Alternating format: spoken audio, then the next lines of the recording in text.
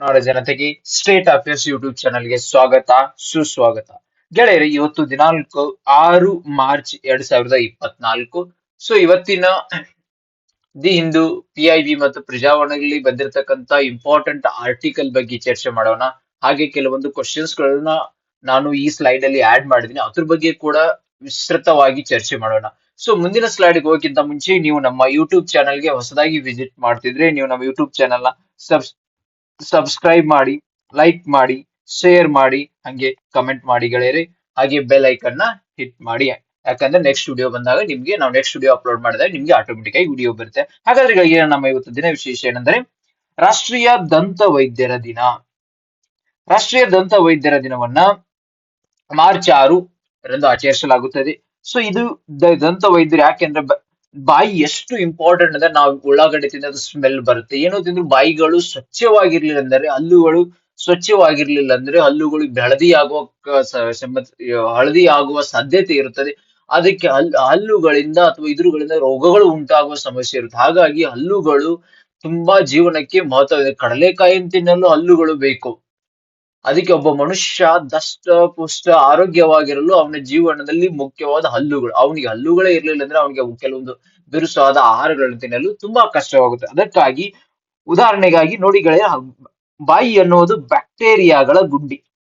ಲಕ್ಷಾಂತರ ಬ್ಯಾಕ್ಟೀರಿಯಾ ವೈರಾಣುಗಳು ಬಾಯಲ್ಲಿ ಮನೆ ಮಾಡಿ ಸಂಸಾರ ನಿರ್ವಹಣೆ ಮಾಡುತ್ತದೆ. ದೇಹದ ರಕ್ಷಣಾ ವ್ಯವಸ್ಥೆ ಕುಸಿದಾಗ ಅವುಗಳು ತಮ್ಮ ನಿಜ ರೂಪವನ್ನ ತೋರಿಸುತ್ತದೆ ಮತ್ತು ರೋಗ ಬರುವಂತೆ ಮಾಡುತ್ತದೆ. ಸೊ ಗೆಳೆಯರೆ, ನಮ್ಮ ಹಲ್ಲುಗಳು ಸ್ವಚ್ಛವಾಗಿರ್ಲಿಲ್ಲ ಅಂದ್ರೆ ನಮ್ಮ ಬಾಯಿಗಳು ಸ್ವಚ್ಛ, ಯಾವ ಯಾವ ರೋಗಗಳು ಅದರಿಂದ ಬರುವುದುಂಟು ಅಂದ್ರೆ, ಮಧುಮೇಹ ರೋಗಗಳಲ್ಲಿ ಹಲ್ಲಿನ ಒಸಡಿನ ಸುತ್ತು ಕಿವು ತುಂಬಿ ಹಲ್ಲಿನ ಸುತ್ತಲಿನ ದಂತದಾರ ಎಲುಬು ಕರಗಿ ಹಲ್ಲು ಅಲುಗಾಡುತ್ತದೆ, ಬಾಯಿ ವಿಪರೀತ ವಾಸನೆ ಬರುತ್ತದೆ. ಸೊ ರಕ್ತಹೀನತೆ ಇರುವವರಲ್ಲಿ ಬಾಯಿ ಒಳಭಾಗದ ಪದರು ಬೀಳಿಸಿಕೊಂಡಿರುತ್ತದೆ. ಬಾಯಿ ಕ್ಯಾನ್ಸರ್ ಇದ್ದಲ್ಲಿ ಬಾಯಿಯೊಳಗೆ ಗಡ್ಡೆ ಅಥವಾ ಒಳಗಣ್ಣದ ಹುಣ್ಣು ಇರುತ್ತದೆ. ಸೊ ರಕ್ತದ ಕ್ಯಾನ್ಸರ್ ಇದ್ದಲ್ಲಿ ಒಸಡಿನಲ್ಲಿ ರಕ್ತ ಒಸರಿಸುತ್ತದೆ. ಸೊ ವಿಟಮಿನ್ ಸಿ ಕೊರತೆ ಇದ್ದವರಿಗೆ ಒಸಡಿನಲ್ಲಿ ರಕ್ತಸ್ರಾವ, ವಿಟಮಿನ್ ಕಾಂಪ್ಲೆಕ್ಸ್ ಕೊರತೆ, ಬೋಳು ನಾಲಿಗೆ ದೊರೆಯುತ್ತದೆ. ಹೀಗೆ ಇನ್ನೂ ರೋಗಗಳು ಪತ್ತೆ ಹಚ್ಚಬಹುದು. ಸೊ ಇದು ಒಂದು ದಂತ ವೈದ್ಯರ ಮಾಡುವ ಕೆಲಸಗಳಿಗೆ ಅಪ್ರಿಸಿಯೇಷನ್ ಮಾಡುವುದಾಗಲಿ ಅಥವಾ ಹಲ್ಲಿನ ಬಗ್ಗೆ ಜಾಗೃತಿಯನ್ನ ಮೂಡಿಸುವುದಕ್ಕಾಗಿ ಈ ದಿನವನ್ನ ಭಾರತವು ಆಚರಣೆ ಮಾಡುತ್ತದೆ. ಸೊ ಮುಂದಿನ ಗೆಳೆಯರು, ವ್ಯಕ್ತಿ ವಿಶೇಷ ಇವತ್ತು ಜನ್ಮ ದಿವಸ ಪಂಡಿತ್ ತಾರಾನಾಥ್ ರಾವ್ ಅವರು. ಸೊ ಪಂಡಿತ್ ತಾರಾನಾಥ್ ಅವರು ಅವರ ಜನನ 6 ಮಾರ್ಚ್ 1915 ಮಂಗಳೂರಲ್ಲಿ. ಇವರು ಮೂಲತಃ ನಮ್ಮ ಕರ್ನಾಟಕದವರು. ಇವರು ಭಾರತ ಶಾಸ್ತ್ರದ ಸಂಗೀತಗಾರರು ಹೌದು. ಹಾಗೆ ಇವರೊಬ್ಬ ತಬಲಾ ವಾದಕರು ಹೌದು. ಸೊ ಇವರಿಗೆ 1973ರಲ್ಲಿ ಭಾರತ ಸರ್ಕಾರ ಇವರಿಗೆ ಪದ್ಮಭೂಷಣ ಕೊಟ್ಟು ಭೂಷಿಸಿದೆ. ಆಮೇಲೆ ಪದ್ಮಶ್ರೀ ಅವರಿಗೆ 2019ರಲ್ಲಿ, ಇವರಿಗೆ ಬಸವಶ್ರೀ ಪ್ರಶಸ್ತಿ 2021ರಲ್ಲಿ ದೊರಕಿದೆ. ಇವರಿಗೆ ನಾಡೋಜ ಪ್ರಶಸ್ತಿ 2018ರಲ್ಲಿ ದೊರಕಿದೆ. ಸಂಗೀತ ನೃತ್ಯ ಅಕಾಡೆಮಿ ಪ್ರಶಸ್ತಿ 19ರಿಂದ 2000ರಲ್ಲಿ ಲಭಿಸಿದೆ. ಸೊ ಸಂಗೀತ ನಾಟಕ ಅಕಾಡೆಮಿ ಪ್ರಶಸ್ತಿ 1993ರಲ್ಲಿ ಗಳಿದೆ. ಪ್ರಶಸ್ತಿಗಳೇ, ಇವರು ಸುದೀರ್ಘವಾಗಿ 47 ವರ್ಷಗಳ ಕಾಲ ತಮ್ಮ ಗುರುಗಳಲ್ಲಿ ಪಾಠವನ್ನು ಕಲಿಯುತ್ತಾ ತಮ್ಮ ಸುದೀರ್ಘವಾದ ವೃತ್ತಿಯನ್ನ ಭಾರತೀಯ ಶಾಸ್ತ್ರೀಯ ಸಂಗೀತವನ್ನು ಶ್ರೀಮಂತವನ್ನಾಗಿ ಮಾಡಲು ಶ್ರಮಿಸಿದ್ದಾರೆ. ಇವರ ಕೊಡುಗೆ ಭಾರತ ಶಾಸ್ತ್ರೀಯ ಸಂಗೀತಕ್ಕೆ ಅಪಾರವಾದದ್ದು. ಇವರ ತಬಲಾ ವಾದಕರವುದು. ಇವರು ವಿಶ್ವಾದ್ಯಂತ, ರಾಜ್ಯಾದ್ಯಂತ, ದೇಶಾದ್ಯಂತ, ವಿಶ್ವದಾದ್ಯಂತ ಎಲ್ಲ ಕಡೆ ತಮ್ಮ ಕಾರ್ಯಕ್ರಮವನ್ನ ನಡೆಸಿಕೊಟ್ಟಿದ್ದಾರೆ. ಇವರಿಗೆ ಇವತ್ತು ನಾವು ಸ್ಮರಿಸುವುದು ಪಂಡಿತ್ ತಾರಾನಾಥ್ ರಾವ್. ಇವರ ಜನ್ಮ ದಿವಸ ಇವತ್ತು. ಹಾಗಾದ್ರೆ ಮುಂದಿನ ಗೆಳೆಯರೇ, ನಮ್ಮದು ವ್ಯಕ್ತಿ ವಿಶೇಷ ಆದ ಮೇಲೆ ಸ್ಥಳ ವಿಶೇಷ ಇವತ್ತು ನಮ್ಮ ರಾಷ್ಟ್ರ ಯಾವುದು? ಮೆಕ್ಸಿಕೋ ಗೆಳೆಯರೆ, ಇದು ಗಲ್ಫ್ ಆಫ್ ಮೆಕ್ಸಿಕೋ ಮತ್ತು ಪೆಸಿಫಿಕ್ ಓಷನ್ ಮಧ್ಯೆ. ಇದರ ಮೇಲ್ಗಡೆ ಯುನೈಟೆಡ್ ಸ್ಟೇಟ್ಸ್ ಆಫ್ ಅಮೆರಿಕಾ ಇದೆ. ಕೆಳಗಡೆ ಇಲ್ಲಿ ಗ್ವಾಟೆಮಾಲಾ, ಎಲ್ ಸಾಲ್ವಡಾರ್ ರಾಷ್ಟ್ರಗಳಿವೆ. ಸೊ ಮೆಕ್ಸಿಕೋದ ಕ್ಯಾಪಿಟಲ್ ಮೆಕ್ಸಿಕೋ ಸಿಟಿ. ಮೆಕ್ಸಿಕೋದ ರಾಜಧಾನಿ ಯಾವುದು ಗೆಳೆಯರೆ? Mexico city. ಸೊ ಹಾಗಾದ್ರೆ ಇದು ಯಾಕೆ ಈಗ ನ್ಯೂಸ್ ಅಲ್ಲಿ ಇದೆ ಅಂದರೆ, the Mexico City is running toward day 0 scenario. The day scenario is water is only available for vital services. ನೋಡಿ ಗೆಳೆಯರೆ, day 0 scenario sometimes seen in the news, it is related to what ಅಂತ ಈ ತರನ ಪ್ರಶ್ನೆಗಳು ಕೇಳಬಹುದು. Day 0 scenario ಪ್ರಸ್ತುತದಲ್ಲಿ ಸುದ್ದಿಯಲ್ಲಿತ್ತು. ಇದಕ್ಕೆ ಯಾವುದಕ್ಕೆ ಸಂಬಂಧಿಸಿದೆ ಎಂಬ ಪ್ರಶ್ನೆಗಳನ್ನು ಕೇಳಬಹುದು. ಅದು ಯಾವುದಕ್ಕೆ ಸಂಬಂಧಿಸಿದರೆ water is only available for vital services, ಅಂದ್ರೆ ಅತ್ಯವಶ್ಯಕವಾದ ಸೇವೆಗಳಿಗೆ ಮಾತ್ರ ನೀರು ಅವರಿಗೆ ಲಭ್ಯವಾಗಿದೆ ಅಲ್ಲಿ. ಇತರ ಸೇವೆಗಳಿಗೆ ನೀರಿನ ಲಭ್ಯತೆ ಇಲ್ಲ ಅದಕ್ಕೆ. ಸೊ ಇದೇ ಜೀರೋ. ನೀವು ಬೆಂಗಳೂರಲ್ಲಿ ಕೂಡ ನೋಡಬಹುದು ಗೆಳೆಯರೆ, ಬೆಂಗಳೂರಲ್ಲಿ ಕೂಡ ನೀರಿನ ಸಮಸ್ಯೆ ತುಂಬಾ ಹೆಚ್ಚಾಗ್ತಿದೆ. ಸೊ ಕಾವೇರಿ ಕೂಡ ಅಷ್ಟೊಂದು ನೀರನ್ನ ಸ್ಟೋರೇಜ್ ಮಾಡ್ಕೊಂಡಿಲ್ಲ.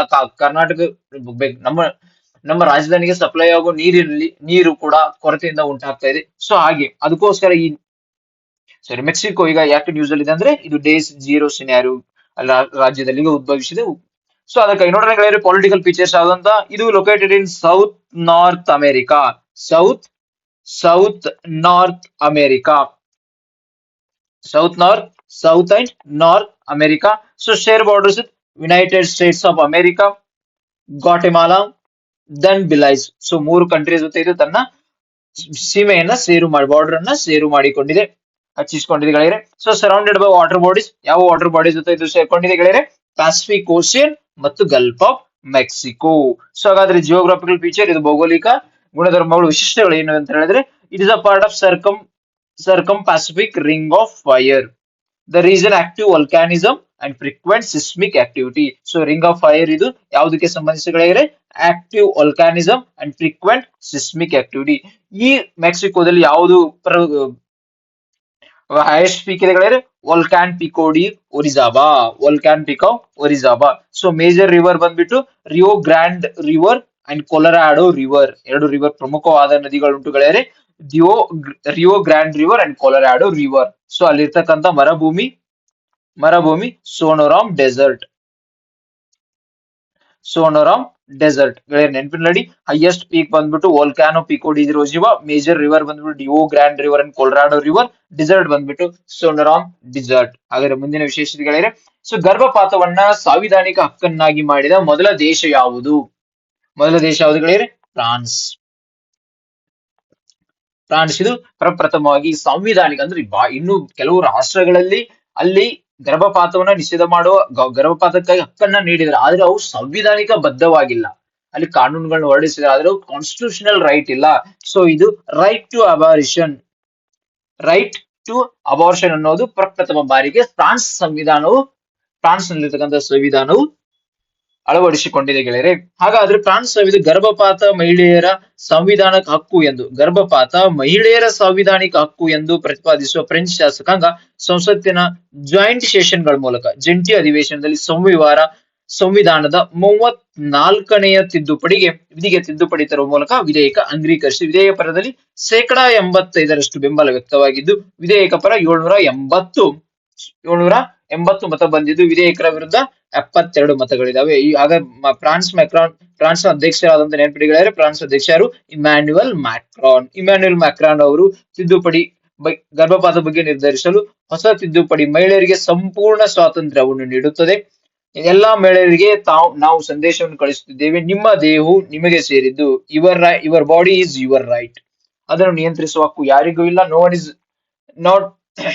Is bar to control you body. So ಈ ವೇಳೆ ಗರ್ಭಪಾತದ ಹಕ್ಕುಗಳಾಗಿ ಹೋರಾಡಿದ ಎಲ್ಲ ಮಹಿಳೆಯರಿಗೆ ಗೌರವ ಸಲ್ಲಿಸಿ 2023 ಅಮೆರಿಕದ ಸುಪ್ರೀಂ ಕೋರ್ಟ್ ಗರ್ಭಪಾತದ ಹಕ್ಕನ್ನು ತೆಗೆದುಹಾಕಿದ್ದು, ಇದಾದ ಬಳಿಕ ಫ್ರಾನ್ಸ್ ಗರ್ಭಪಾತದ ಹಕ್ಕುಗಳ ಸಂವಿಧಾನಿಕ ಪರಿಶೀಲನೆ ಕುರಿತು ಚರ್ಚೆಗಳು ಪ್ರಾರಂಭವಾಗಿದ್ದವು. ಈಗ ಇದು ಅಫಿಷಿಯಲ್ ಆಗಿ ಗರ್ಭಪಾತ ಮಹಿಳೆಯರ ಹಕ್ಕು, ಸಾಂವಿಧಾನಿಕ ಹಕ್ಕು ಎಂದು ತನ್ನ ಸಂವಿಧಾನದಲ್ಲಿ ಸೇರಿಸಿಕೊಂಡಿದೆ. ಹಾಗಾದ್ರೆ ಭಾರತದಲ್ಲಿ ಯಾವ ತರ ಗರ್ಭಪಾತದ ಬಗ್ಗೆ ಕಾನೂನುಗಳಿದಾವೆ, ಭಾರತದಲ್ಲಿ ಕಾನೂನುಗಳ ಅವುಗಳ ಬಗ್ಗೆ ನೋಡೋಣ ಗೆಳೆಯರೆ. ಸೊ ಭಾರತದ ದಂಡ ಸಂಹಿತೆ, ಬ್ರಿಟಿಷರು ಮಾಡಿರ್ತಕ್ಕ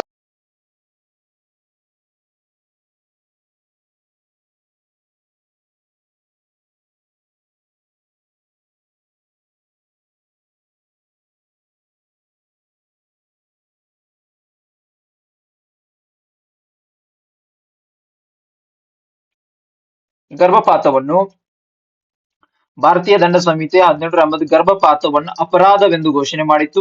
ಅದಾದ ಬಳಿಕ 1947 ಸ್ವತಂತ್ರ ಭಾರತ ನಂತರ 1971ರವರೆಗೆ ಭಾರತದಲ್ಲಿ ಗರ್ಭಪಾತದ ಬಗ್ಗೆ ಯಾವುದೇ ತರಹದ ಕಾನೂನುಗಳಿರಲಿಲ್ಲ. ಸ್ವತಂತ್ರ ಭಾರತದ ನಂತರ ಯಾವುದೇ ತರಹದ 1971ರಲ್ಲಿ the medical termination of pregnancy act 1971 ಕಾನೂನನ್ನು ತರಲಾಯಿತು. ಈ ಕಾನೂನಿನ ಪ್ರಕಾರ 12 ವಾರಗಳ ನಂತರ ಗರ್ಭಪಾತವನ್ನ ಮಾಡಿಸಬೇಕಾದ್ರೆ ಅದಕ್ಕೆ ಒಬ್ಬ ವೈದ್ಯರ ಅಭಿಪ್ರಾಯ ಬೇಕು. 12ರಿಂದ 22 ವಾರಗಳ ಅಂದ್ರೆ 12 to 20 ವೀಕ್ಸ್ ವರೆಗೆ ಯಾವುದೇ ತರಹದ ನೀವು ಗರ್ಭಪಾತವನ್ನ ಮಾಡಿಸಿಕೊಳ್ಳಬೇಕಾದರೆ ಇಬ್ಬರು ವೈದ್ಯರ ಅಭಿಪ್ರಾಯವುಂಟು. ಆದರೆ ಪ್ರಸ್ತುತ 2021ರಲ್ಲಿ the medical termination of pregnancy act 1971 ತಿದ್ದುಪಡಿ ಮಾಡಲಾಯಿತು. ಈ ತಿದ್ದುಪಡಿ ಪ್ರಕಾರ ಒಬ್ಬ ವೈದ್ಯರ ಸಲಹೆ 20 ವಾರಗಳ ಗರ್ಭಪಾತ 20 ವಾರಗಳವರೆಗೆ ಗರ್ಭಪಾತವನ್ನ ಮಾಡಬೇಕಂದರೆ ಸಿಂಗಲ್ ಡಾಕ್ಟರ್ ಒಪಿನಿಯನ್ ತೆಗೆದುಕೊಳ್ಳಬೇಕು, ಒಬ್ಬ ವೈದ್ಯರ ಸಲಹೆಯನ್ನು ತೆಗೆದುಕೊಳ್ಳಬೇಕು. ಅಂದ್ರೆ 20ರಿಂದ 24 ವಾರಗಳ ನಡುವಿನ ದಿವಸಗಳಲ್ಲಿ ಗರ್ಭಪಾತವನ್ನ ಮಾಡಿಕೊಳ್ಳುವ ಏನಾದ್ರೂ ಸಮಸ್ಯೆ ಉದ್ಭವವಾದರೆ ಅವಾಗ ನೀವು ಇಬ್ಬರು ವೈದ್ಯರ ಅಭಿಪ್ರಾಯವನ್ನ ಪಡೆದುಕೊಳ್ಳಬೇಕು. ಯಾವ ತರ ಕ್ಯಾಟಗರಿ, ಯಾವ ಕ್ಯಾಟಗರಿಯಲ್ಲಿ ಗರ್ಭಪಾತವನ್ನ ಮಾಡಬೇಕು, ಯಾವ ತರ ಸಮಸ್ಯೆ ಉದ್ಭವವಾದಾಗ ಗರ್ಭಪಾತಕ್ಕೆ ಸರ್ಕಾರವು ಅನುಮತಿಯನ್ನ ನೀಡುತ್ತದೆ ಅಂದರೆ ಲೈಂಗಿಕ ದೌರ್ಜನ್ಯ, ಅತ್ಯಾಚಾರ, ಅನೈತಿಕ ಸಂಬಂಧದಿಂದ ಬದುಕುಳಿದವರು, ಲೈಂಗಿಕ ಸೆಕ್ಸುವಲ್ ಹರಾಸ್ಮೆಂಟ್ ಅಥವಾ ರೇಪ್ ಅಥವಾ ಅನೈತಿಕ ಸಂಬಂಧದಿಂದ ಪ್ರೆಗ್ನೆಂಟ್ ಆದರೂ ಗರ್ಭ ಧರಿಸಿದವರಿಗೆ ಸರ್ಕಾರವು ಅನುಮತಿ ನೀಡುತ್ತದೆ. ಅಪ್ರಾಪ್ತ ವಯಸ್ಕ ಮೈನರ್ಸ್ಗೆ ಇದು ಅನುಮತಿ ನೀಡುತ್ತೆ. ಪ್ರಸ್ತುತ ಗರ್ಭಾವಸ್ಥೆಯಲ್ಲಿ ವೈವಾಹಿಕ ಸ್ಥಿತಿಯ ಬದಲಾವಣೆಯಾದಾಗ ದೈಹಿಕ ಅಂಗವೈಕಲ್ಯ ಹೊಂದಿರುವ ಮಹಿಳೆಯರು, ವಿಕಲಚೇತನ ವ್ಯಕ್ತಿಗಳ ಹಕ್ಕುಗಳ ಕಾಯ್ದೆ, ಮಾನಸಿಕ ಅಸ್ವಸ್ಥ ಮಹಿಳೆಯರು, ಭ್ರೂಣದಲ್ಲಿ ದೋಷ ಕಂಡು ಬಂದಾಗ ಅನುಮತಿಯನ್ನು ನೀಡುತ್ತದೆ. ಜೀವನದೊಂದಿಗೆ ಅಥವಾ ಮಗು ಜನಿಸಿದ್ರೆ ದೈಹಿಕ ಅಥವಾ ಮಾನಸಿಕ ತೊಂದರೆಯಿಂದ ಬಳಲಬಹುದು ಎಂಬ ಕಾರಣದಿಂದ. So it is not a situation unmarried women ಗೆಳೆಯರೆ. ಇದು ಒಂದು ಲೂಪ್ ಹೋಲ್ ಏನಿದೆ, ಇದರಲ್ಲಿ ಲೂಪ್ ಹೋಲ್ ಏನಂದ್ರೆ does not address the situation for unmarried women ಬಗ್ಗೆ. ಅನ್ಮ್ಯಾರಿಡ್ ವುಮೆನ್ಗೆ ಯಾವುದೇ ತರ ಈ ಕಾನೂನು ಯಾವುದೇ ತರ ಮಾತನಾಡುವುದಿಲ್ಲ ಗೆಳೆಯರಿ. ಈ ಕಾನೂನು 1971 ತರಲಾಯಿತು. 2021ರಲ್ಲಿ ಇದನ್ನ ತಿದ್ದುಪಡಿ ಮಾಡಲಾಯಿತು. ತಿದ್ದುಪಡಿ ಮಾಡಿದ ನಂತರ 12ರಿಂದ 20 ವಾರಗಳ ನಡುವಿನ ಗರ್ಭಪಾತಕ್ಕೆ ಒಬ್ಬ ವೈದ್ಯರ ಸಲಹೆ, 20ರಿಂದ 24 ನಡುವಿನ ದಿವಸಗಳ ಗರ್ಭಪಾತಕ್ಕೆ ಇಬ್ಬರು ವೈದ್ಯರ ಸಲಹೆಯನ್ನು ನೀಡಲಾಯಿತು. ಹಾಗಾದ್ರೆ ಮುಂದಿನ ಗೆಳೆಯರು, ಈ south eastern coal field limiteds SECL south eastern coal field limited ಜೌರಾ ಗಣಿಗಾರಿಕೆಯು set become the largest coal mine in Asia. So ಹಾಗಾದ್ರೆ ಛತ್ತೀಸ್ಗಢ ಮೂಲಕ ಕೋಲ್ ಇಂಡಿಯಾ ಸೊ ಲಾರ್ಜೆಸ್ಟ್ ಯಾಕೆ ಗೆಳೆಯರು ನೋಡಿ, ಈ ವಾರ್ಷಿಕದಲ್ಲಿ ministry of environment and climate change MOEFCCಯು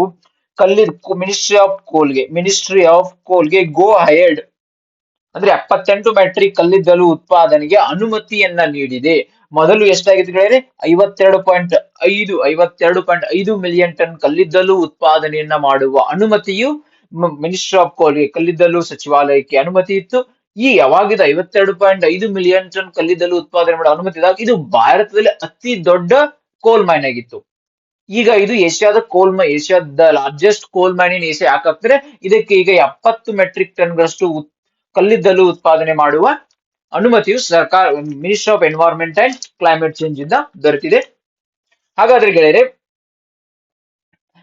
ಪ್ರಮುಖವಾದ ಕೋಲ್ ಮೈನ್ಸ್ ಗಳಿದಾವೆ, ಕೋಲ್ ರಿಸರ್ವ್ ಗಳಲ್ಲಿದ್ದಾವೆ. ಸೊ ಪ್ರಪ್ರಥಮವಾಗಿ ಕೋಲ್ ರಿಸರ್ವ್ ಜಾರ್ಖಂಡದಲ್ಲಿದೆ, ಅದಾದ್ಮೇಲೆ ಒಡಿಶಾ, ಎರಡನೇದಾಗಿ, ಮೂರನೇದಾಗಿ ಛತ್ತೀಸ್ಗಢ, ನಾಲ್ಕನೇದಾಗಿ ವೆಸ್ಟ್ ಬಂಗಾಲ್, ಐದನೇದಾಗಿ ಮಧ್ಯಪ್ರದೇಶ್. ಇಲ್ಲಿ ಅತಿ ಹೆಚ್ಚು ಕೋಲ್ ರಿಸರ್ವ್ಸ್ ಗಳಿದಾವೆ ಗೆಳೆಯರೆ. ಯಾವುದು? ಜಾರ್ಖಂಡ್, ಛತ್ತೀಸ್ಗಢ, ಒಡಿಶಾ ದ್ವಿತೀಯ ಕ್ರಮಾಂಕದಲ್ಲಿ ಒಡಿಶಾ, ಮೂರನೇದಾಗಿ ಛತ್ತೀಸ್ಗಢ, ನಾಲ್ಕನೇದಾಗಿ ವೆಸ್ಟ್ ಬೆಂಗಾಲ್ ಪಶ್ಚಿಮ ಬಂಗಾಲ್, ಐದನೇದಾಗಿ ಗೆಳೆಯರೆ ವೆಸ್ಟ್ ಬೆಂಗಾಲ್. ಇದು ಕೋಲ್ ಮೈನ್ಸ್. ಭಾರತದಲ್ಲಿ ಕಲ್ಲಿದ್ದಲು ನೋಡಿ, ಭಾರತದಲ್ಲಿ ಕಲ್ಲಿದ್ದಲು ಬಗ್ಗೆ ಮಾತಾಡೋಕೆ, ಭಾರತದ ಕೋಲ್ ಬಗ್ಗೆ ಮಾತಾಡ್ಬೇಕಂದ್ರೆ ಟೋಟಲ್ ನಾಲ್ಕು ಪ್ರಕಾರಗಳ ಕೋಲ್ಗಳುಂಟು. ಯಾವ್ಯಾವ್ದಂದ್ರೆ ಗೆಳೆಯರೆ, ಒಂದು ಬಿಟುಮಿನಸ್ ಕೋಲ್, ಒಂದು ಆಂಥ್ರಸೈಟ್ ಕೋಲ್, ಇನ್ನೊಂದು ಲಿಗ್ನೈಟ್ ಕೋಲ್, ಆಮೇಲೆ ಪೀಟ್ ಕೋಲ್. ಹೀಗೆ 4 ಪ್ರಕಾರಗಳುಂಟು ಗೆಳೆಯರೆ. ಬಟ್ ಭಾರತದಲ್ಲಿ ಅತಿ ಹೆಚ್ಚು ಉತ್ಪಾದನೆ ಮಾಡುವ ಕೋಲ್ ಅಂದ್ರೆ ಯಾವುದು? ಬಿಟುಮಿನಸ್ ಕೋಲ್. ಯಾಕಂದ್ರೆ ಇದ್ರ ಕಾರ್ಬನ್ ಕಂಟೆಂಟ್ ಎಷ್ಟಿದೆ ಗೆಳೆಯರೆ? 60% to 80%. ಇದು ಭಾರತದಲ್ಲಿ ದೊಡ್ಡ ಪ್ರಮಾಣದಲ್ಲಿ ದೊರೆಯುತ್ತದೆ. ಇದರಲ್ಲಿ ಕೂಡ ದೊರೆಯುವುದು ಕೂಡ ಇದು ಎಲ್ಲೆಲ್ಲಿ? ಜಾರ್ಖಂಡ್, ಒಡಿಶಾ, ಛತ್ತೀಸ್ಗಢ ರಾಜ್ಯ lignite. So anthracite is the highest and pure coal in India. This is the highest pure coal. Anthracite is the highest and pure coal in India, it is carbon content is how much? Carbon content is 80% to 90%. Carbon calorie content is, and even is the best quality content in this. So ಇದು South Eastern Coalfield India's Jhavre mine set to become the largest coal mine in Asia. ಹಾಗಾದ್ರೆ ಮುಂದಿನ slide. Next is ರಾಷ್ಟ್ರೀಯ ಯುವ ಸಂಸತ್ ಉತ್ಸವ 2024. So ಗೆಳೆಯರೆ 2019ರಿಂದ 2019ರಲ್ಲಿ ಪ್ರಧಾನಮಂತ್ರಿ ಅವರು ಮನ್ ಕಿ ಬಾತ್ ನಲ್ಲಿ ಈ ಒಂದು ವಿಶೇಷತೆ ಬಗ್ಗೆ, ರಾಷ್ಟ್ರೀಯ ಯುವ ಸಂಸತ್ ಉತ್ಸವದ ಬಗ್ಗೆ ಮಾತನಾಡಿದ್ದರು. ಸೊ ಅದನ್ನೇ ಇಟ್ಕೊಂಡು ಮಿನಿಸ್ಟ್ರಿ ಆಫ್ ಯೂತ್ ಅಫೇರ್ಸ್ ಅವರು 2019ರಲ್ಲಿ ತಮ್ಮ ಪ್ರಥಮ ಬಾರಿಗೆ ಈ ರಾಷ್ಟ್ರೀಯ ಯುವ ಸಂಸತ್ ಉತ್ಸವವನ್ನ ಆಚರಣೆ ಮಾಡಲು ಪ್ರಾರಂಭಿಸಿದರು. ಇದರ ಮಹತ್ವವಾದ ಘೋಷವಾಕ್ಯ ಏನೆಂದರೆ, ಈ ವರ್ಷದ ಘೋಷವಾಕ್ಯ ಏನೆಂದರೆ ರಾಷ್ಟ್ರೀಯ ಯುವ ಸಂಸತ್ ಉತ್ಸವ 2024. ಥೀಮ್ ಇದು Young voices engaged and empowered of Nations transformation. So ಯುವ ಸಂಸತ್ ಉದ್ಘಾಟನೆ ಸಮಯದಲ್ಲಿ ಮೈ ಭಾರತ್ ಪ್ಲಾಟ್ಫಾರ್ಮ್ ಬಗ್ಗೆ ಮಾತನಾಡಿದ್ರು. ಮೈ ಭಾರತ್ ಪ್ಲಾಟ್ಫಾರ್ಮ್ ಅಂದ್ರೆ ಗೆಳೆಯರೆ ಮೇರಾ ಯುವ ಭಾರತ್. ಮೇರಾ ಯುವ ಭಾರತ್, ಇದು ಮೇರಾ ಯುವ ಭಾರತ್ ಅಂದ್ರೆ ಏನ್ ಗೆಳೆಯರೆ? ಮೇರಾ ಯುವ ಭಾರತ್ ಇದೊಂದು ಆಟೋನಾಮಸ್ ಬಾಡಿ ಆಗಿದೆ. ಇದನ್ನ ಯಾರು ಗವರ್ಮೆಂಟ್ ಆಫ್ ಇಂಡಿಯಾದವರು ಮಾಡಿದ್ರೆ, ಯಾಕಂದ್ರೆ overarching institutional mechanism powered by technology for youth development and youth led development. So ಇದು ಏನಿದ್ರ ಮೇನ್ ಉದ್ದೇಶ ಅಂದ್ರೆ the mechanism would provide equitable access to the opportunity for youth to actualize their aspiration and build Amrit Bharat 2000 ಗೆಳೆಯರೆ. So ಇದು the Bharat connects youth, the platform connects youth with the programs and learning opportunities, business empowerment departments and non-profit organization. So such engagement would deepen the youth understanding of issues of a local community and would allow them to help in a generating ideas. So ಇದು ನೋಡಿ, local business, local self government ಅನ್ನು ಈ website open ಮಾಡಿದ ತಕ್ಷಣ, ಈ website ಅನ್ನ open ಮಾಡಿ ಸದ್ಯದಲ್ಲಿ ಕೂಡ ನೋಡಿ, ಈಗ ಕರ್ನಾಟಕದಲ್ಲಿ ಬೆಂಗಳೂರಿನಲ್ಲಿ ಕೂಡ 10 ದಿವಸಗಳವರೆಗೆ ಕರ್ನಾಟಕ ಪೊಲೀಸ್ನವರು ಒಂದು ಸ್ಕೀಮ್ ಅನ್ನ ನಡೆಸಿದ್ರು. ಅಲ್ಲಿ 10 ದಿವಸಗಳಲ್ಲಿ ನಿಮಗೆ ಯಾವ ತರ ಪೊಲೀಸಿಂಗ್ ಅನ್ನ ಮಾಡಬೇಕು, ಯಾವ ತರ ಇನ್ವೆಸ್ಟಿಗೇಷನ್ ಅಂದ್ರೆ ಏನು, ಇನ್ವೆಸ್ಟಿಗೇಷನ್ ಯಾವ ತರ ಇರುತ್ತೆ, ಯಾವ ತರ ಪೊಲೀಸರು ಸಮಸ್ಯೆಗಳನ್ನ ಎದುರಿಸುತ್ತಾರೆ, ಅವರು ಹೋಗುವ ಸಮಸ್ಯೆಗಳು ಎಲ್ಲವನ್ನು 10 ದಿವಸ ನಿಮ್ಗೆ ಟ್ರೈನಿಂಗ್ ನೀಡಲು, 10 ದಿವಸ ಅವರು ನಿಮ್ಗೆ ಟ್ರೈನಿಂಗ್, ಈ ತರ ಪ್ರೋಗ್ರಾಮ್ಗಳು ಈ ಪ್ಲಾಟ್ಫಾರ್ಮ್ ನಲ್ಲಿ ನಡೆದಿದೆ. ಯಾಕಂದ್ರೆ ನಾವು ಭಾರತದ ಸಮಸ್ಯೆಯನ್ನ, ಭಾರತದಲ್ಲಿ ಮಾಡುವ ಸಂಸ್ಥೆಗಳು ಎದುರಿಸುವ ಸಮಸ್ಯೆಗಳು ಕೂಡ ಅಂಡರ್ಸ್ಟ್ಯಾಂಡ್ ಮಾಡಿ ಸರ್ಕಾರವು ನಮಗೆ ಒಂದು ಅವಕಾಶವನ್ನ ಮಾಡಿಕೊಡುತ್ತಿದೆ. ಸೊ ಇದಕ್ಕೆ ಎಕ್ಸ್ಪೆರಿಮೆಂಟಲ್ ಲರ್ನಿಂಗ್ ಪ್ರೋಗ್ರಾಮ್ಸ್. ಸೊ ಈ ವೆಬ್ಸೈಟ್ ಅನ್ನ ಓಪನ್ ಮಾಡಿದ್ರೆ, ರಿಜಿಸ್ಟರ್ ಮಾಡಿದ ತಕ್ಷಣ ನಿಮ್ಗೆ ಕಾಣಿಸ್ತದೆ ಎಕ್ಸ್ಪೆರಿಮೆಂಟಲ್ ಲರ್ನಿಂಗ್ ಪ್ರೋಗ್ರಾಮ್ಸ್. ಅಲ್ಲಿ ಕರ್ನಾಟಕದಲ್ಲಿ ಕೂಡ 2-3-5 ಬೀದರ್ದಲ್ಲಿ ಕೂಡ ನಡೀತಾ ಇದೆ, ಈಗ ಧಾರವಾಡದಲ್ಲಿ ಕೂಡ ನಡೀತಾ ಇದೆ, ನಮ್ಮ ಬೆಂಗಳೂರಿನಲ್ಲಿ ಕೂಡ ಕೆಲವೊಂದು ಪೊಲೀಸ್ ಡಿಪಾರ್ಟ್ಮೆಂಟ್ ಕಾರ್ಯಕ್ರಮವನ್ನ ನಡೆಸುತ್ತಿದೆ. So the govern that modern youth have a good exposure to digital network and digital tools. Such a learning programs also provide local communities with a useful inputs and at the same time provide an opportunity to youth to help others. So my Bharat platform creates ecosystem and empowering individuals to become catalyst by community transformation. ಇದು ಈಗ ಎಷ್ಟನೇ ಆವೃತ್ತಿ? ಇದು 6ನೇ ಆವೃತ್ತಿಯು. So ಇದನ್ನ ಯಾರ ಜೊತೆ ಕೈ ಜೋಡಿಸಲಾಗಿದೆ? Ministry of youth affairs and sports through Nehru Yuva Kendra Sangathan, Nehru Yuva Kendra Sangathan plus national service scheme ಅವರು ಈ ಉದ್ಘಾಟನೆ ಮಾಡಿದ್ದಾರೆ. ಈ ವರ್ಷ ಥೀಮ್ಗಳೇ young voices engage and empowerment of the nation transformation. So next ಗೆಳೆಯರೆ, ಇನ್ನು ಮುಂದೆ ನಮ್ಮ ಪ್ರಶ್ನೆ PIB ಮತ್ತು DN ಬಂದಿರತಕ್ಕಂತ ಮಹತ್ವದ ಆರ್ಟಿಕಲ್ ಬಗ್ಗೆ ಪ್ರಶ್ನೆಗಳು, ಯಾವ ತರ ಪ್ರಶ್ನೆಗಳನ್ನ ಕೇಳಬಹುದು ಎಕ್ಸಾಮ್ ಅಲ್ಲಿ ನೋಡಿ. National conference on economics of competition law organised by whom? ಯಾರು ಇದನ್ನ ಆರ್ಗನೈಸ್ ಮಾಡಿದ್ದಾರೆ? Competition commission of India, NITI Aayog, economic intelligence unit, ministry of finance. So ಸರಿಯಾದ ಉತ್ತರಗಳೇ ನೀವೇ ನೋಡಿ. ಸರಿಯಾದ ಉತ್ತರ competition commission of India. Competition commission of India ಅವರು national conference of economics of competition and organise, ಎಲ್ಲಿ ಆರ್ಗನೈಸ್ ಮಾಡ್ತಾರೆ ಗೆಳೆಯರೆ? ನ್ಯೂ ದೆಹಲಿಯಲ್ಲಿ ಎಷ್ಟನೇದು ಗೆಳೆಯರೆ? ಇದು ನೈನ್ತ್ ಕಾನ್ಫರೆನ್ಸ್ ಆಗ್ತಾ ಇದೆ. ಹಾಗಾದ್ರೆ ಗೆಳೆಯರೆ, ನಾನು ಕಾಂಪಿಟೇಷನ್ ಕಮಿಷನ್ ಬಗ್ಗೆ ಇಂಡಿಯಾ ಮಾತಾಡ್ಬೇಕಂದ್ರೆ, ಇದು ಒಂದು ಸ್ಟ್ಯಾಟ್ಯೂಟರಿ ಬಾಡಿ ಆಗಿದೆ, ಶಾಸಕಾಂಗ ಬಾಡಿ. ಇದು ಏನ್ ಮಾಡ್ತದೆ? ಇದು ಎನ್ಫೋರ್ಸಿಂಗ್ ದ ಕಾಂಪಿಟೇಷನ್ ಆಕ್ಟ್ 2002. ಇದಕ್ಕಿಂತ ಮುಂಚೆ ಒಂದು ಕಾನೂನು, ಆ ಕಾನೂನನ್ನ ತೆಗೆದುಹಾಕಿ ಈ ಕಾನೂನನ್ನ ತೆಗೆದು ಗವರ್ಮೆಂಟ್ ಅಳವಡಿಸಿಕೊಳ್ಳಲು ಯಾವ ಕಮಿಟಿ ರೆಕಮೆಂಡ್ ಮಾಡಿದೆ? ರಾಘವನ್ ಕಮಿಟಿಯು ಇದಕ್ಕೆ ರೆಫರೆನ್ಸ್ ಮಾಡಿದೆ ಕಾಂಪಿಟೇಷನ್ ಆಕ್ಟ್ 2020 ತರಬೇಕಂತ. ಸೊ ಇದರ ಕಂಪೋಸಿಷನ್ ನೋಡಿದ್ರೆ, ಈ ಕಾಂಪಿಟೇಷನ್ ಕಮಿಷನ್ ಆಫ್ ಇಂಡಿಯಾದಲ್ಲಿ ಎಷ್ಟು ಜನ ಇರ್ತಾರೆ? One chair person plus 6 members. So ಇವರನ್ನ ಯಾರು ಅಪಾಯಿಂಟ್ಮೆಂಟ್ ಮಾಡ್ತಾರೆ ಗೆಳೆಯರೆ, ಯಾರನ್ನ ನೇಮಕ ಇವರು ಈ competition commission of India chairman ಮತ್ತು 6 ಮೆಂಬರ್ಸ್ ನ ಸೆಂಟ್ರಲ್ ಗವರ್ಮೆಂಟ್ ದವರು ಅಪಾಯಿಂಟ್ಮೆಂಟ್ ಮಾಡ್ತಾರೆ. ಹಾಗಾದ್ರೆ ಇದು ಯಾವ ಸಮಯ ಬೆಳಗ್ಗೆ ಅಕ್ಟೋಬರ್ 2003ರಲ್ಲಿ ಇದು ಘಟನವಾದರೂ ಕೂಡ ಇದು ಫುಲ್ಲಿ ಫಂಕ್ಷನಲ್ ಆಗಿ 2019 ಸೊ ಗೆಳೆಯರು ಇವರೇ ನೋಡಿ, ಇವರೇ ಮಿಸಸ್ ರವನೀತ್ ಕೌರ್, ಇವರೇ ಕಾಂಪಿಟೇಷನ್ ಕಮಿಷನ್ ಆಫ್ ಇಂಡಿಯಾದ ಚೇರ್ಪರ್ಸನ್, CCI ದ ಚೇರ್ಪರ್ಸನ್, CCI ದ ಚೇರ್ಪರ್ಸನ್ ಗೆಳೆಯರೆ. ಸೊ ನೆನಪಿಡಿ, competition commission of India chairperson ಯಾರು, ಮಿಸ್ ರವನೀತ್ ಕೌರ್. ಸೊ ಆಗ ನೆಕ್ಸ್ಟ್ ಗೆಳೆಯರೆ ಎರಡನೇ ನಮ್ಮ ಕ್ವಶನ್ 2 ಪ್ರಶ್ನೆ 2. ಸೊ ಇಂಡಿಯಾದ first small scale energy unit of GAIL established in which state, ಯಾವ ರಾಜ್ಯದಲ್ಲಿ ಭಾರತದ ಮೊದಲ ಸಣ್ಣ ಪ್ರಮಾಣದ LNG ಘಟಕವನ್ನ ಸ್ಥಾಪಿಸಲಾಗಿದೆ? So Maharashtra, Karnataka, Madhya Pradesh and Rajasthan. ಸರಿಯಾದ ಉತ್ತರಗಳಿದೆ ಮಧ್ಯಪ್ರದೇಶ್. ಸರಿಯಾದ ಉತ್ತರ ಮಧ್ಯಪ್ರದೇಶ್. ಸೊ ಮಧ್ಯಪ್ರದೇಶಗಳಲ್ಲಿ ನೋಡಿ, ಸರಿಯಾದ ಉತ್ತರ Madhya Pradesh LNG plant. So minister of Hardeep S Singh Puri, ಇವ್ರು ಯಾವ ministry? Ministry of petroleum and natural gas and housing and urban affair. 201 CNG station ಗಳನ್ನ ಮತ್ತು India's first small scale LNG unit of ಯಾವ LNG ಯೂನಿಟ್ ಇದು? ಗೇಲ್. ಸೊ ಗೇಲ್. ಸರ್ ನಿಮ್ದೊಂದು ಪ್ರಶ್ನೆ, GAIL long form ಅಬ್ರವೇಶನ್ ಅನ್ನ comment section ಅಲ್ಲಿ ಮಾಡಿ. ಇದು ಯಾವುದು, ಮಿನಿ ರತ್ನನ, ನವರತ್ನನ, ಮಹಾರತ್ನದ ಎಂಬುದನ್ನು ಕೂಡ ಮಾಡಿ. ಇದರ ಎಸ್ಟಾಬ್ಲಿಷ್ಮೆಂಟ್ ಯಾವಾಗ ಆಯಿತು, ಇದರ ಅಬ್ರವೇಶನ್ ಏನು, ಲಾಂಗ್ ಫಾರ್ಮ್ ಏನು? ಸೊ ಇದು ಮಿನಿ ರತ್ನಾನ ಅಥವಾ ನವರತ್ನಾನ ಅಥವಾ ಮಹಾರತ್ನಾನ ಯಾವುದಂತ ಕಮೆಂಟ್ ಸೆಕ್ಷನ್ ಅಲ್ಲಿ ಕಮೆಂಟ್ ಮಾಡಿ ಗೆಳೆಯರೆ. ಸರಿಯಾದ ಉತ್ತರ ಕೊಟ್ಟರಿಗೆ ನಾನು ಲೈಕ್ ಮಾಡ್ತೀನಿ. ಸೊ ಗೆಳೆಯರೆ ಇದು ಇವತ್ತಿನ ನಮ್ಮ question number 2. Next question is recently Operation Sadbhavana seen in the news. Recently Operation Sadbhavana seen in news which is related to what? ಇದು ಒಂದು ಭಾರತೀಯ ನೌಕಾಪಡೆಗೆ ಸಂಬಂಧಿಸಿದೆಯಾ, ಇದೊಂದು ಭಾರತೀಯ ಸೇನೆಯವರಿಗೆ ಸಂಬಂಧಿಸಿದೆಯಾ, ಇದೊಂದು ಭಾರತೀಯ ವಾಯುಪಡೆಗೆ ಸಂಬಂಧಿಸಿದ, ಭಾರತೀಯ ಕೋಸ್ಟ್ ಗಾರ್ಡ್ ಅವರಿಗೆ ಸಂಬಂಧಿಸಿದೆ. ನೋಡಿ, operation Sadbhavana is related to ಭಾರತೀಯ ಇಂಡಿಯನ್ ಆರ್ಮಿ. ಇದು ಇಂಡಿಯನ್ ಆರ್ಮಿಗೆ ಸಂಬಂಧಿಸಿದೆ. ಇಂಡಿಯನ್ ಆರ್ಮಿಗೆ ಸಂಬಂಧಿಸಿದೆ. ಇದು ಯಾವುದು, ಇದೊಂದು ಯಾವುದೇ ತರ ಆಪರೇಷನ್ ಅಂದ್ರೆ ಸೇವಿಂಗ್ ಆಪರೇಷನ್, ರೆಸ್ಕ್ಯೂ ಆಪರೇಷನ್ ಅಲ್ಲ. ಇದು ಇಂಡಿಯನ್ ಆರ್ಮಿಯು undertake the multiple welfare activities for the children living in remote areas of Indian territory Ladakh. ಇದು especially for Ladakh. Operation Sadbhavana is related to Ladakh. ಲಡಾಖ್ಗೆ ಸಂಬಂಧಿಸಿದ ಇದು ಈ ಆಪರೇಷನ್ ಸದ್ಭಾವನಾ ಅಡಿಯಲ್ಲಿ ಇಂಡಿಯನ್ ಆರ್ಮಿ ಕೆಲವೊಂದು ಆಕ್ಟಿವಿಟೀಸ್ ಗಳನ್ನ ಕಂಡಕ್ಟ್ ಮಾಡುತ್ತೆ.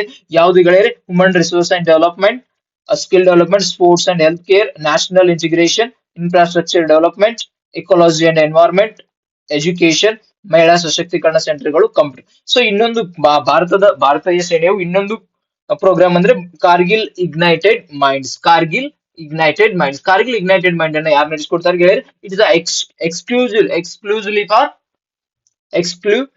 For girls students of Kargil to prepare for them competitive examination for admission in to various professional colleges and institute in India.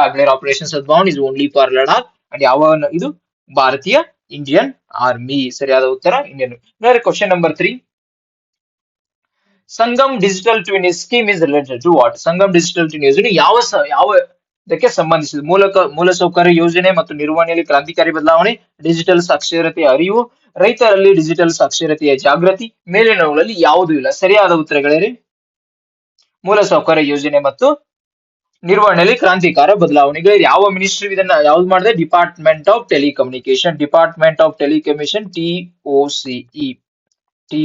TOCE ಜೊತೆ ಮಾಡ್ತಾ ಇದ್ದಾರೆ. ಸೊ ಇದು 3 ಪ್ರೋಗ್ರಾಮ್ ಗಳನ್ನ ಕಂಡಕ್ಟ್ ಮಾಡಲು ನಿರ್ಧರಿಸಿದೆ. 3 ಪ್ರೋಗ್ರಾಮ್ ಗಳನ್ನ ಕಂಡಕ್ಟ್ ಮಾಡಲು ನಿರ್ಧರಿಸಿದೆ. ಎಲ್ಲೆಲ್ಲಿ? ಒಂದು ಔಟ್ರೀಚ್ ಪ್ರೋಗ್ರಾಮ್, ಔಟ್ರೀಚ್ ಮಾಡಿದೆ. ಇದ್ರ ಬಗ್ಗೆ ಔಟ್ರೀಚ್ ಪ್ರೋಗ್ರಾಮ್ ಅನ್ನ ಕಂಡಕ್ಟ್ ಮಾಡಲು ನಿರ್ಧರಿಸಿದೆ. ಈಗ ಆಲ್ರೆಡಿ ಎಲ್ಲಿ ಕಂಡಕ್ಟ್ ಮಾಡಿದ್ರೆ ಸಂಗಮ್ ದೆಹಲಿಯಲ್ಲಿ. Next IIT Bengaluru, next IIT Hyderabad ಅಲ್ಲಿ ಔಟ್ರೀಚ್ ಪ್ರೋಗ್ರಾಮ್ ನ ಕಂಡಕ್ಟ್ ಮಾಡಲು ನಿರ್ಧರಿಸಿದೆ. ಸೊ ಇದೇನ್ ಮಾಡಿದ್ರೆ, the pivotal role of digital twins is modernising the infrastructure and fostering innovation, collective action, innovation ಇಂದ ಇನ್ನೋವೇಟಿವ್ ಅಂಡ್ ಕೊಲಾಬ್ರೇಷನ್. ಅಕಾಡೆಮಿಕ್ ಜೊತೆ, ಇಂಡಸ್ಟ್ರಿ ಜೊತೆ, ಅಥವಾ ಟೆಕ್ ಜೈಂಟ್ ಜೊತೆ ಕೊಲಾಬರೇಟ್ ಮಾಡಿಕೊಂಡು ಮೂಲಸೌಕರ್ಯಗಳ ಯೋಜನೆ ಮತ್ತು ವಿವರಣೆಯಲ್ಲಿ ಕ್ರಾಂತಿಕಾರ ಬದಲಾವಣೆ ತರುವುದೇ Sangam digital twin. Telecom sector ಅಲ್ಲಿ ಸಂಗಮ್ ಡಿಜಿಟಲ್ ಟ್ವಿನ್ ಮೇನ್ ಉದ್ದೇಶವಾಗಿದೆ. ಹಾಗಾದ್ರೆ ಕ್ವಶನ್ ನಂಬರ್ ಇದು, ದುರ್ಗಾವತಿ ಹುಲಿ ಸಂರಕ್ಷಿತ ಪ್ರದೇಶವು ಯಾವ ರಾಜ್ಯದಲ್ಲಿ ಅಂತ ನಮ್ಮ ಪ್ರಶ್ನೆ ಕೇಳಲಾಗಿದೆ. ಯಾವ ರಾಜ್ಯದಲ್ಲಿದೆ ಇದು? ನೀವೇ ಕಮೆಂಟ್ ನೋಡಿ ಗೆಳೆಯರೆ. ದುರ್ಗಾವತಿ ಹುಲಿ ಸಂರಕ್ಷಿತ ಪ್ರದೇಶವು ಯಾವ ರಾಜ್ಯದಲ್ಲಿದೆ? ಮಹಾರಾಷ್ಟ್ರ, ಕರ್ನಾಟಕ, ಮಧ್ಯಪ್ರದೇಶ್, ರಾಜಸ್ಥಾನ್. ಸರಿಯಾದ ಉತ್ತರ ಗೆಳೆಯರೆ ಮಧ್ಯಪ್ರದೇಶ್. ಸರಿಯಾದ ಉತ್ತರ ಮಧ್ಯಪ್ರದೇಶ್. ಸೊ ವೀರಾಂಗನಾ ದುರ್ಗಾವತಿ ಹುಲಿ ಇದು ಸಂರಕ್ಷಿತ ಹುಲಿ ಪ್ರದೇಶವು ಇದು ಏಳನೆಯ ಮಧ್ಯಪ್ರದೇಶದಲ್ಲಿ ಏಳನೆಯ ಹುಲಿ ಸಂರಕ್ಷಿತ ಪ್ರದೇಶವಾಗಿದ್ದು ಭಾರತದಲ್ಲಿ ಒಟ್ಟು 54ನೇ ಸ್ಥಾನದ ಟೋಟಲ್ 54ನೆಯ ನಂಬರ್ನ ಹುಲಿ ಸಂರಕ್ಷಿತ ಪ್ರದೇಶ. ಇದು ಸ್ಕ್ವೇರ್ ಕಿಲೋಮೀಟರ್ ಎಷ್ಟಾಗಿ ಚದರ ಕಿಲೋಮೀಟರ್ ನಲ್ಲಿ 2339 ಚದರ ಕಿಲೋಮೀಟರ್ ನಲ್ಲಿ ಪಸರಿಸಿದೆ. ಇದು ನವರಾದೇವಿ ವನ್ಯಜೀವಿ ಅಭಯಾರಣ್ಯ ಮತ್ತು ದುರ್ಗಾವಣಿ ವನ್ಯಜೀವಿ ಅಭಯಾರಣ್ಯದೊಳಗಿನ ಪ್ರದೇಶಗಳನ್ನು ಒಳಗೊಂಡಿದೆ. ನದಿಗಳು ಈ ದುರ್ಗಾವತಿ ಹುಲಿ ಸಂರಕ್ಷಿತ ಪ್ರದೇಶದಲ್ಲಿ 2 ನದಿಗಳುಂಟು ಗೆಳೆಯರೆ, ನರ್ಮದಾ ಮತ್ತು ಯಮುನಾ ನದಿಗಳುಂಟು. ಇದು ಸಿಂಗೋರ್ಗರ್ ಕೋಟೆ ಸಂರಕ್ಷಿತ ಪ್ರದೇಶದಲ್ಲಿ ಈ ಸಂರಕ್ಷಿತ ಪ್ರದೇಶದಲ್ಲಿ ಯಾವ ಕೋಟೆ ಇದೆ? ಸಿಂಗೋರ್ಗರ್ ಕೋಟೆಯೂ ಇದೆ. ಸೊ ಇದು ಈ ದುರ್ಗಾವತಿ ಹುಲಿ ಸಂರಕ್ಷಿತ ಪ್ರದೇಶವು ಯಾವ ಅರಣ್ಯದಲ್ಲಿ ಈ ಪ್ರದೇಶ ಯಾವ ಅರಣ್ಯದಲ್ಲಿ ಕಂಡು ಬರುತ್ತದೆ? ಒಣ ಎಲೆ ಉದುರು ಡ್ರೈ ಡೆಸಿಡಿಯಸ್ ಫಾರೆಸ್ಟ್. ಇದು ಯಾವುದಿದೆ? Dry deciduous forest. ಸೊ ಹಾಗಾದ್ರೆ ಇಲ್ಲಿ ಫ್ಲೋರಾ ಸೊ ಯಾವ್ದು ಪ್ರಮುಖವಿನ ತೇಗ, ಸಾಜ, ದೋರಾ, ಬೇರ್, ಅಮ್ಲ, ಇವುಗಳನ್ನು ನೋಡಿಕೊಳ್ಳಿ. ಇದು ಟ್ರಾನ್ಸ್ಲೇಟೆಡ್. ಸೊ ಪ್ರಾಣಿಗಳು ಹುಲಿ, ಚಿರತೆ, ತೋಳ, ನರಿ, ಭಾರತೀಯ ನರಿ, ಇಂಡಿಯನ್.